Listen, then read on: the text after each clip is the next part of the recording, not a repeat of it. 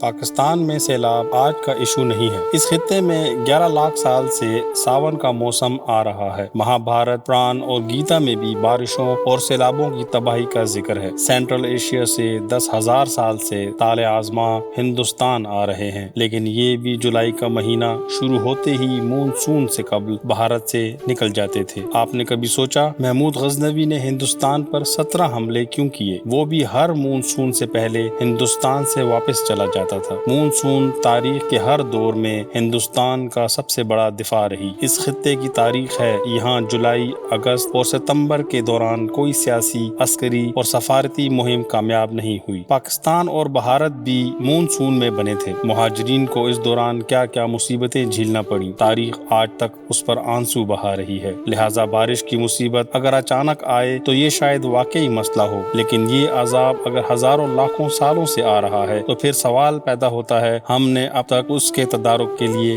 کیا کیا؟ ہماری تیاریاں اور بندوبست کہاں ہیں؟ دنیا بھر کے لوگ اکتوبر کے مہینے میں رضائیاں اور سویٹر نکال کر سردیوں کی تیاریاں کر لیتے ہیں، اور مارچ شروع ہوتے ہی گرم کپڑے الماریوں میں پیک کر دیتے ہیں اور ہلکے لباس نکال لیتے ہیں۔ لیکن ہم جس خطے میں رہ رہے ہیں وہاں ہر سال سیلاب آتا ہے، اور ہم اس سیلاب کے لیے کیا تیاری کرتے ہیں؟ کیا ہم بارش سے پہلے اپنے پرنالے، پائپ، نالیاں، گٹر، جوہڑ، ندیاں، جھیلیں اور ڈیم چیک کرتے ہیں؟ کیا پاکستان میں کوئی ایسا ادارہ موجود ہے جو پورے ملک کی آبی گزرگاہوں کا ڈیٹا جمع کرتا ہو، اور جو لوگوں کو سیلاب سے پہلے گزرگاہوں سے دور ہٹنے اور اپنے مال مویشی بلند جگہوں پر لے جانے کا حکم دیتا ہو، اور جس نے آج تک لوگوں کو آبی گزرگاہوں پر مکان، ڈیرے اور باڑے لگانے سے روکا ہو، یا دریاؤں اور نہروں کے کناروں پر فصلیں اگانے پر پابندی لگائی ہو، یا جس نے حکومت اور پرائیویٹ سیکٹرز کو پانی کا بہاؤ روکنے سے منع کیا ہو؟ کیا ہم نے آج تک سیلاب زدگان کی مدد کے لیے کوئی ٹھوس سسٹم بنایا؟ ملک میں ہر سال سیلاب آتا ہے اور قوم گھبرا کر NDMA کی طرف دیکھنے لگتی ہے، اور NDMA فوج سے مدد مانگتی رہتی ہے۔ کیا یہ ہے ہمارا بندوبست؟ آپ نے کبھی اپنے آپ کو دوسری قوموں کے ساتھ جوڑ کر دیکھا؟ روس اور یوکرائن کی جنگ کی وجہ سے یورپ میں بجلی، پیٹرول اور گیس کا بحران پیدا ہو رہا ہے۔ جرمنی کا خیال ہے ہمیں شاید سردیوں میں ملک میں بلیک آؤٹ کرنا پڑ جائے، لہٰذا حکومت نے آج سے ہی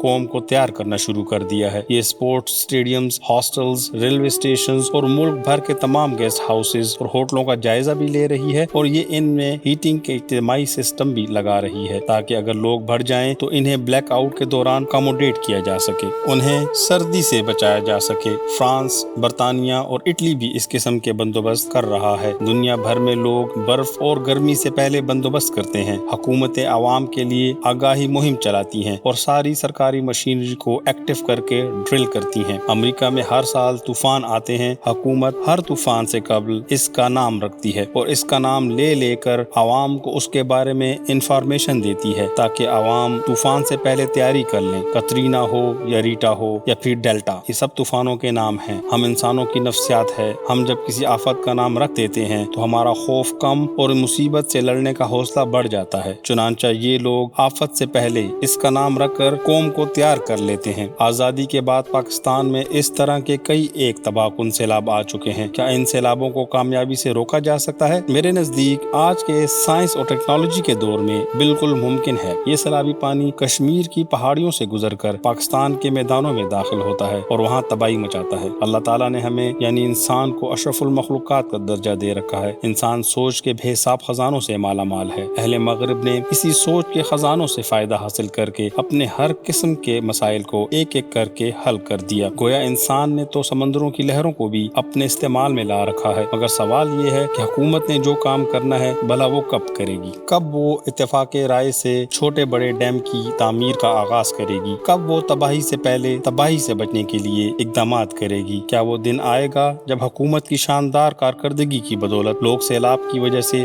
بے گھر نہیں ہوں گے؟ حکومت سے درخواست ہے، آپ مہربانی فرما کر کم از کم سیلابوں سے نمٹنے کا سسٹم تو بنا دیں۔ ہم مارچ میں بارشوں اور سیلابوں کی وارننگ جاری کرنا شروع کریں۔ ضلعی انتظامیہ آبی گزرگاہوں کا جائزہ لے اور جہاں جہاں رکاوٹ نظر آئے یہ اسے ہٹا دے۔ لوگوں کو محفوظ ٹھکانوں کے بارے میں بھی بتا دیا جائے اور فوڈ سپلائی کا سسٹم بھی بنا دیا جائے۔ ہم نے اگر نالے کھلے اور لمبے کرنے ہیں تو پھر ایک ہی بار کر دیں۔ سیلابی بہاؤں پر جھیلیں، جوہڑ اور نالے بناتے چلے جائیں، تاکہ جب پانی آئے تو یہ سینکڑوں نالوں، جوہڑوں اور جھیلوں میں تقسیم ہو جائے اور یوں اس کی تندی ختم ہو جائے گی۔ امریکہ میں ہر رہائشی بلاک کے لیے بارشی پانی کا ذخیرہ بنانا لازم ہے۔ ہندوستان میں بھی ہزاروں سال تک باولیاں اور تالاب بنائے جاتے تھے، ہم آج اسے دوبارہ قانون کیوں نہیں بناتے؟ ہاؤسنگ سوسائٹیوں کے اپنے ڈیمز، جھیلیں اور ذخیرہ گاہیں بھی ہونی چاہیے، ان سے زیر زمین پانی کا لیول بھی بڑھے گا، جانوروں اور پودوں کو بھی پانی ملے گا اور ماحول بھی صاف ستھرا ہو جائے گا۔ ہم ہر سال کروڑوں کیوسک پانی ضائع بھی کرتے ہیں، یہ پانی بستیاں اور شہر بھی بہا لے جاتا ہے